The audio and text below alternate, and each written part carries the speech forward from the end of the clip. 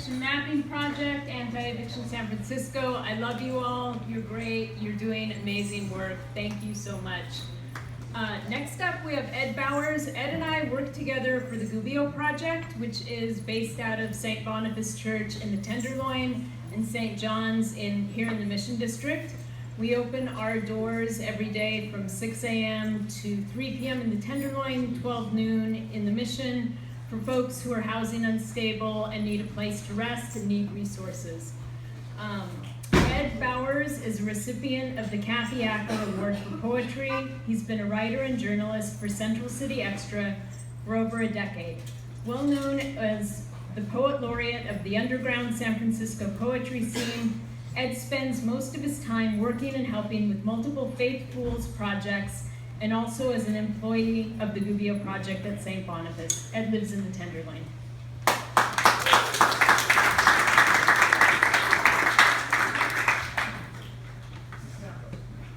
The last words of the last poem to die in San Francisco. I'm going crazy as these eagles lose their wings to machines. Tigers may become lonely symbols after their species ends. When the lights are finally out, I will go extinct inside the last poem each stranger writes standing alone in a crowded room that turns into a firing squad. I'm only a ghost poet singing the last poem to die. Did you see my poem on the news? I thought it would be a big deal, but it was just another dead poem. Nobody has time to think about death. People are too busy trying not to die. They get homework in kindergarten now. Yesterday, an ancient hoarder took my last words from the dark matter of a trash can and stole away with him into the unknown universe. He walked backwards and was illiterate. Now I talk to myself like an ego. Poetry is worse than being a junkie since there's no logical reason for it. Poetry is dead. It dances with jazz in the grave. I am unpopular because of it. Poetry is considered to be the most dangerous of mental illnesses, and healthy people never read poetry. Didn't you know that? They said it all on the omniscient electronic news. Everybody wants to be happy, right? So stay away from poetry. It'll make you unhappy. Nobody is going to help a poet in this world be anything but sad. All my poems are like homeless people who aren't up to academic standards. Society does not need to find ways to shred them. They arrive in my mind already shredded, like the lives I see dying on the streets. I refuse to kiss the ass of reality anymore. Warning, don't listen to me. I hate reality. Poets tempted by the ruined garden of San Francisco, stay away. They used the Judas Goat poets to get us here. Most of them went prematurely legendary and senile. As for me, I'm like you. Did you know you were dying? Poetry hates poets. Many poets, peeking beneath the rock of their words, kill themselves. They're not missed. Cowards do not die 1,000 deaths. Poets do. They stone themselves to death on verbs. They have shared death with the rest of the nouns and sing its glories. They are not jealous lovers when it comes to goddess death. No, they pass death around like a whore, sometimes naming cities and other disasters after her. Your intuition informs you that poets are so close to death as to be feared. Listen to it. Poets have committed the crime of getting too close to silence.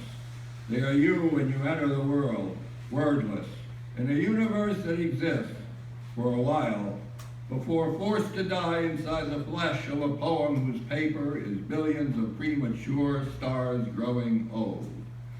I want to avoid the fate of bards who end their days as stupid little thoughts repeating themselves for eternity in a tape loop stuck on wrong. Hell is where poets go when their words, sitting at the end of a bar, are unable to dance to the music of a jukebox anymore because the music is a bore. Techno is the background movie music of the city of San Francisco dancing away from me. I am only a ghost. Bookstores are haunted by me. Nobody buys Dante anymore. He's a real dead poet in a virtual reality world. But I understand. Everybody is understandable. Because of this understanding, it is impossible to hate understandable people anymore. So I am sad. It is so much more fun to roar like a lion and weep like a lamb, but the animal farm, one way or the other, has no appeal to me. I prefer the mystery of space and time to facts. Most of the universe is delightfully mysterious. I don't throw anything away, good or bad. I like to toss both sides of the coin, so when it flips, it doesn't matter which side ends up falling on me. By then, familiar with all escape routes, I surrender. The ego is the last thing a poor man has to lose.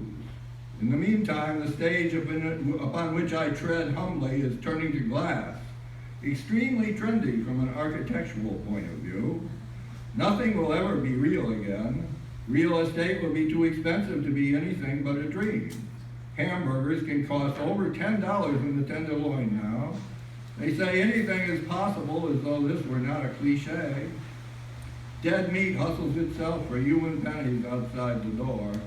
Blood speeds the limits of arteries, chemicals turning the flesh of human thought into something to be smoked by a dying brain. We smile and walk rapidly away. I'm going infinitely crazy. I feel like a fly trapped between two panes of glass, unable to get in or out of anything. I must come to accept that most funerals take place in increments while the corpse is still alive. I long ago died of a broken heart. That is the only thing I ever really write about. A corpse can often be extremely amusing, especially if it's a poem or a poet, or a city like old San Francisco. Do I have time to read part two? Yeah, I got a couple minutes.